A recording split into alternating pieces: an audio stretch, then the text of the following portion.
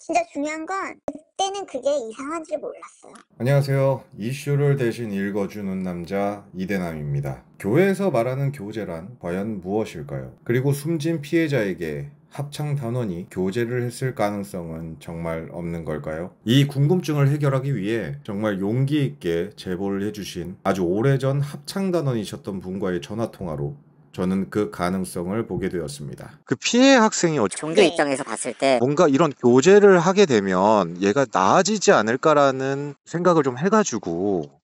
그랬겠죠. 아무래도 이제 우리는 이제 정신병이 들었다라고 생각을 표현을 하겠지만 그 사람들은 귀신 들렸다라고 표현을 했을 거예요, 아마. 귀신이 들렸다.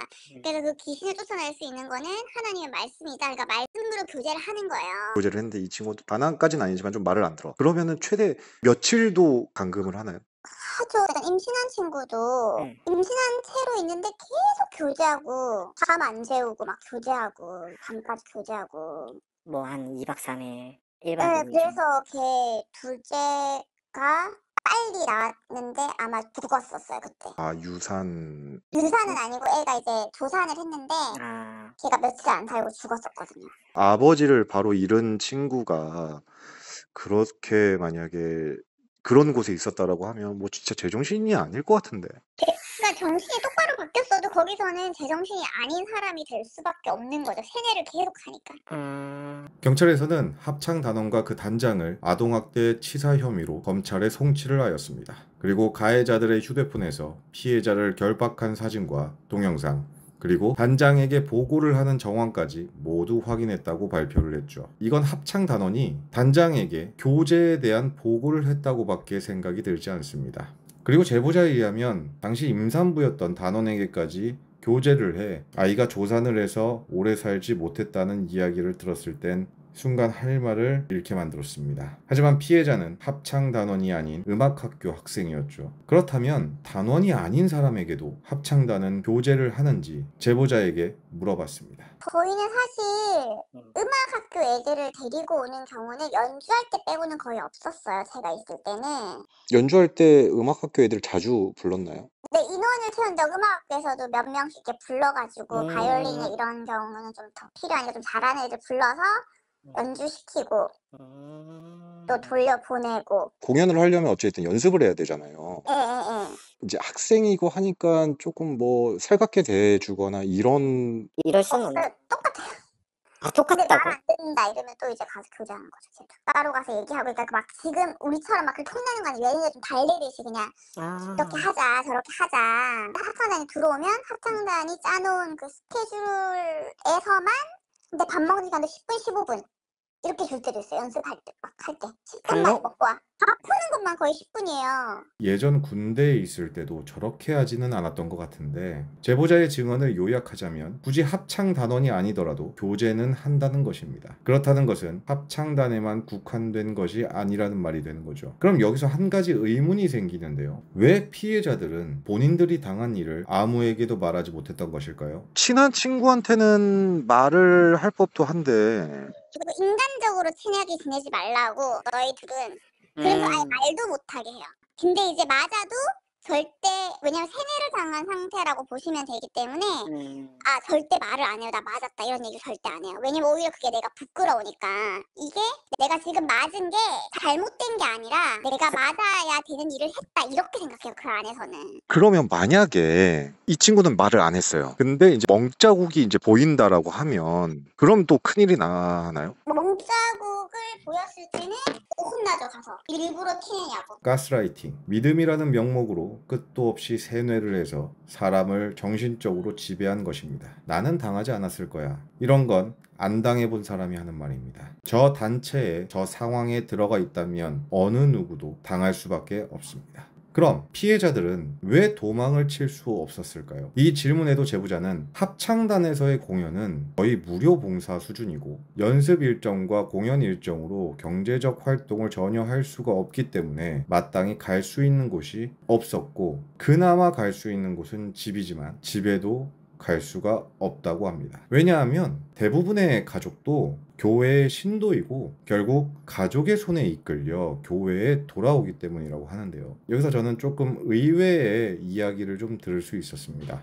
제보자는 현재 검찰에 송치된 합창단원에 대한 이야기도 같이 했는데요. 이 이야기를 들으시면 많은 생각이 드실 겁니다. 이번에 구속됐잖아요. 정말 많이 맞았어요.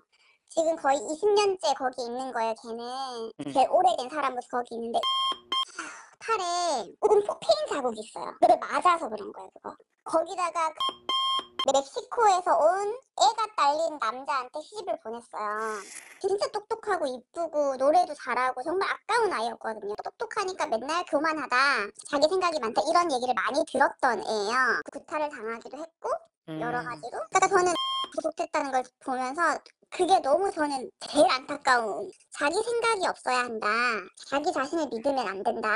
하는 믿음이라는 거는 검정색으로 보여도 내가 너희들에게 이건 빨간색이다, 그러면 빨간색이라고 믿는 게 믿음이다, 이렇게 얘기를 해버리니까. 어떠십니까? 확실하게 이야기를 하지만 저는 절대 가해자를 두둔할 생각도 없고 이해를 할 생각도 없습니다. 분명 죄가 있다면 어떤 이유에서든 벌을 받아야 마땅하죠. 하지만 피해자이자 가해자로 살아온 인생에 대해서는 정말 많은 생각을 하게 됐는데요. 그저 같은 사람으로서 조금 짠한 마음이 들었던 것은 사실입니다. 그리고 지난주에 공개된 단장의 녹취록에 대한 이야기도 함께 들을 수 있었는데요. 합창단들에게는 매일매일이 긴장의 연속이었습니다. 그리고 맨날 아침에 모임을 하거든요. 매일 아침에.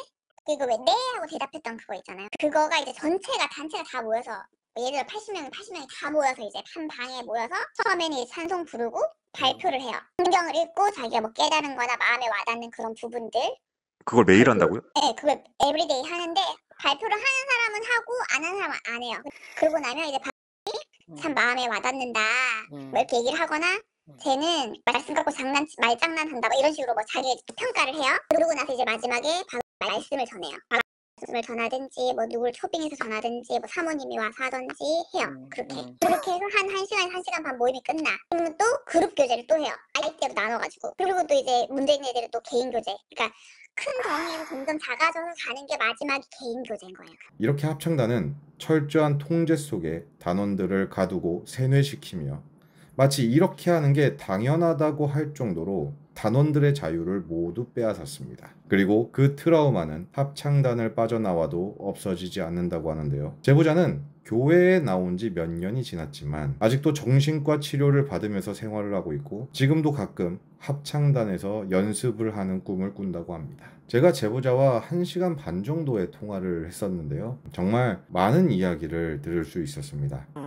진짜 중요한 건 그때는 그게 이상한 줄 몰랐어요. 네, 지금은 제가 나와서 보니, 왜냐면 지금 합창단이 사는 형태 자체가 감금이거든요, 사실. 그쵸. 한 번도 그 안에서 감금당했다고 생각해 본 적이 없어요. 이번 사건이 터지고 나니까 그러네, 감금당한 거라 마찬가지네, 이런 생각이 드는 거예요. 생각해보니까 어찌 따지고 보면은 그 합창단에 들어간 순간부터가 일단 감금인데 그쵸, 내가 이제 자진해서 이제 내 발로 기어 들어가는 거죠. 저는 이 사건이 어느 정도 마무리될 때까지는 계속 교회에 관한 영상을 만들 예정이고요. 이 사건이 멀리 퍼져서 현재도 도망치고 싶지만 그러지 못하는 피해자들에게 진정한 자유를 찾아주는 계기가 되었으면 좋겠습니다. 마지막으로 정말 피해자들을 위해 큰 용기를 내서 합창단의 실체를 고발해 주신 제보자분께 진심으로 감사를 드리도록 하겠습니다. 오늘의 영상을 마치도록 하겠습니다. 감사합니다.